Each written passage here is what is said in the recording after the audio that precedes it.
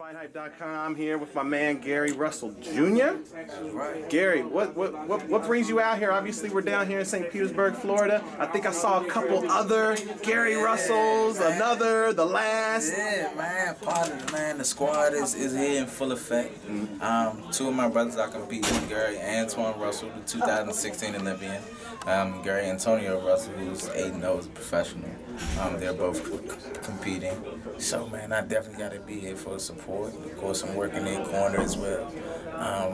And it's funny because they say, well, you're a world champion. How did that work with your younger brothers competing? We believe in a dynasty. We believe in information being passed down from generation to generation, you know, and thus you get me and my two younger brothers that's competing. So, fingers crossed. They had a great camp. Hopefully they come through with this W. Building your own empire, like the Lions. That's right. That's right. That's right. That's right. That's what's up. We grinding, man. We focus, and I get a little nervous when they compete. I think the nervousness comes from the fact that I can't get in there and do it for them. You know, so I have a level of belief and trust in their ability and the things that they bring to the table to be able to be victorious. I was going to ask you what that feels like to be at an event where you're not competing, right, but they're competing. I mean, you have to go. I mean, you're here at the weigh-in. I mean, you got to basically go through the process as though you're fighting. And 90% of the time, I feel as though that I'm about to compete. You know, it's funny, and I think the biggest issue is the fact that I can't get in the ring and take over and drive the car forward. You know, they have to do it themselves, but they have a great deal of ring IQ. You know, in boxing, just pure talent and ability. So I feel as though they're gonna be able to bring it out on top. What do you think is more difficult to kind of teach them and impart on them? Is it the boxing side of it, the boxing technique, the boxing skills, or is it the business side of it? You can't deal with one without dealing with the other. You have to do them both simultaneously. You know, and a lot of people don't understand that concept. A lot of people don't understand that at all. If you're good at fighting, you're going to put yourself in a position to create a certain sense of financial income. Now, with that comes the business aspect of it. You have to do them both simultaneously. And that's where a lot of boxers tend to get a black eye at, because we're looked at as ignorant individuals and just brute strength and just fighters, you know, and that's not the case. You know, boxing has definitely become somewhat of a lost art to a certain extent. You know, at first it was the Monarchs of Queensberry, you know, to hit and not get hit. Nowadays, people win fights because of athleticism. They're winning because they're simply faster than their opponent, they're stronger than their opponent, or they're just in more conditioning than their opponent.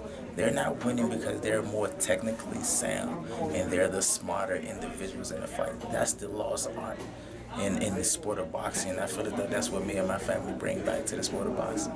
Do you feel like it's lost just on the fighters themselves, or is it also lost amongst the fans as well? Who Definitely, all around the board, all around the board, man. I feel like all the great fighters that it was, you know, that we came up watching, you know, the Marvin Haglers, the Ray Robinsons, and, you know, and even closer when you have the Mike Tysons and Roy Jones and Sugar Ray Leonard.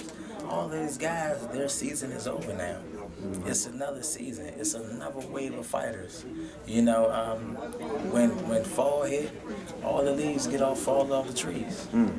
You have to wait for that next season to hit, and then it's going to blossom again. That's us. That's our generation. You know, and I feel as though some of the things that the older generation took with them, we never really regained to a certain extent. You know, a lot of fighters, like I said, is winning off of pure athleticism. You know, they're winning because they're faster, stronger, or just in better conditioning. Someone told me that boxing is intellect manifested on the physical form. In most cases, the more intelligent fighter should come out on top. That's true. You know, so how do you balance, you know, the business side with, you know, getting the fights that you want? I know a lot of times people, if they talk about you, they want to know, oh, he's not active enough, this, that, and the other. But if you're not active, you're not making money. So clearly, not necessarily true to a certain extent. You know, a lot of fighters aren't educated in just the business aspect of it. When it comes to Mr. Gary Russell Jr., I've been saying I want a unification bout forever. You know, this is where the business come in at. A lot of the managers and promoters and fighters aren't willing to put their livelihood on the line to get in the ring with Mr. Gary Russell Jr. This is how the politics plays a big factor. This is how the managers and promoters and fighters still keep everything in-house. So you will start to see a lot of these fights start, what's the word that I'm looking for? They recycle. They're recycling a lot of fights. A lot of these fighters are fighting each other 2, 3, 4 times. But nobody's stepping in the ring with Mr. Gary Russell Jr. I wonder why that is. That's true. That's true. Why that is. Well, that's why I was asking how you balance that, because you know sometimes it's hard to get the fights that you want, but at the same time you don't want to fight Joe Blow over here, so you want to make every fight count. You want to maximize the amount of money you can make on all those fights. The thing with that, the best way to do that is that honestly, I'm starting to understand and see that some of the managers promoters don't want their fights to get in the ring with me. As of now, I'm the current WBC featherweight champion of the world. As long as I got this belt, I'm the gatekeeper. Can't nobody have it. That's just how I'm going now. Can't nobody have this belt. I'm going to keep it until I feel like relinquishing it. Since nobody wants to fight me, and everybody's being scared, and they want to run, and they play these media games as well. They tend to put stuff on social media. Oh, well, I want to fight Gary Russell, and they call me out, and et cetera, et cetera. But that's just a play to get the fans to pay attention to this particular individual. Who the hell is that want to fight Mr. Gary Russell Jr.? And we want to know. So now the fans is tuning into this individual and watching them and etc. But whole time they had no intentions on fighting Mr. Gary Russell Jr. at all. That was just a business move that was made on their part to get a sense of notoriety. Yeah. You know, so we keep our blinders on. We have our mandatory challenger. Once you have a world title, for all the fans that don't know, you will have to defend the title at least once every year. You know, I've defended my title last May, so I have to compete again by at least May. Great performance too. By at least May, of course. You know, on my father's birthday, my younger brothers, you know, accompanied me on the battlefield on that day as well. We grateful, we blessed, man. I'm grinding, I'm focused. I'm one of them guys that's always in the gym. I am one of the most feared